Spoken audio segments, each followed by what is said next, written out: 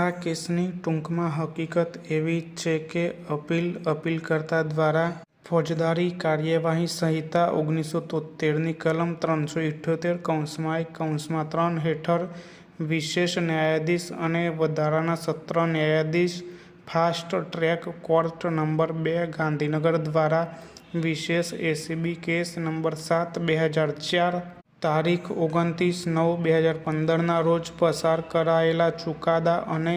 નિર્દોષ જાહેર કરવાના આદેશ સામે દાખલ કરવામાં આવી છે, જેમાં વિદ્વાન ટ્રાયલ કોર્ટે પ્રતિવાદીઓને ભ્રષ્ટાચાર નિવારણ અધિનિયમ 1988ની કલમ 7, 12 અને 13(1)(2) હેઠળ શિક્ષાપાત્ર ગુના માટે નિર્દોષ જાહેર કર્યા છે. બે પ્રતિવાદીઓને હવે પછી આરોપી તરીકે ઓળખવામાં આવે છે. કેસની હકીકત એ છે કે આરોપી નંબર 1 વરસોડા પ્રાથમિક શાળાના આચાર્ય હતા અને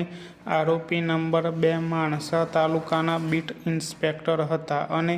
બંને આરોપી સરકારી કર્મચારી હતા. ગાંધીનગર જિલ્લાના માણસા તાલુકાના લોદરા ગામના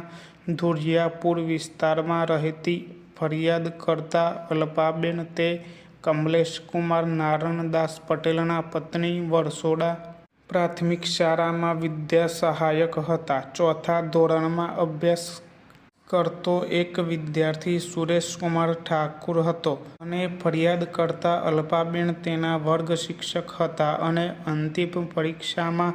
વિદ્યાર્થી સુરેશ ઠાકુર 3 વિષયોમાં નાપાસ થયો હોવાથી તેને નાપાસ જાહેર કરવામાં આવ્યો હતો. આરોપી નંબર 2 દેખરેખ માટે આવ્યો હતો અને વિદ્યાર્થીની હાજરીની તપાસ કરી હતી ત્યારે જાણવા મળ્યું હતું કે તેની હાજરી નિયમો અનુસાર 80% છે, તેથી તે પાસ થયો હતો, પરંતુ તેને નાપાસ જાહેર કરવામાં આવ્યો હતો, જેથી ફરિયાદી સામે જિલ્લા શિક્ષણ અધિકારી પાસે રિપોર્ટ દાખલ કરવાનો હતો. બંને આરોપી આ બાબતની પતાવટ કરવા માટે સંમત થયા હતા અને આરોપી નંબર 2 એ રૂ500ની ગેરકાયદેસર વળતરની રકમની માંગ કરી ફરિયાદીને રકમ આપવા કહ્યું. આરોપી નંબર 1 ફરિયાદી ગેરકાયદેસર વળતરની રકમ ચૂકવવા માંગતો ન હોય અને ગાંધીનગર જિલ્લાના એસીબી પોલીસ સ્ટેશન અમદાવાદ રૂરલમાં ગયો અને ભ્રષ્ટાચાર નિવારણ અધિનિયમ 1988ની કલમ 7, 12, 13(1) અને 13(2) હેઠળ ફરિયાદ નોંધાવી, જે CR નંબર 9/2000 તારીખ 6/7/2000 પર નોંધાયેલ હતી. ટ્રેપ બિછાવનાર અધિકારીએ પંચસાક્ષીઓને બોલાવ્યા અને ફરિયાદીએ ગેરકાયદેસર રકમ તરીકે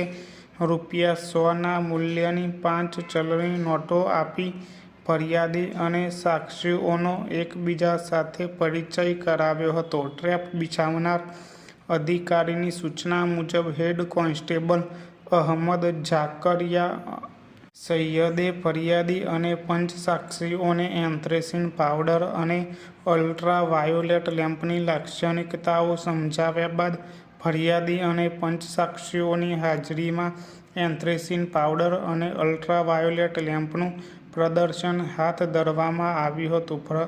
ફરિયાદકર્તા દ્વારા આપવામાં આવેલી તમામ ચલણી નોટો પર એન્થ્રેસીનનો પાવડર લગાવવામાં આવ્યો હતો અને ફરિયાદીના ખાલી પર્સમાં મૂકવામાં આવ્યો હતો અને ટ્રેપ બિછાવનાર અધિકારીએ ફરિયાદી અને પંચસાક્ષીઓને જરૂરી સૂચનાઓ આપી હતી.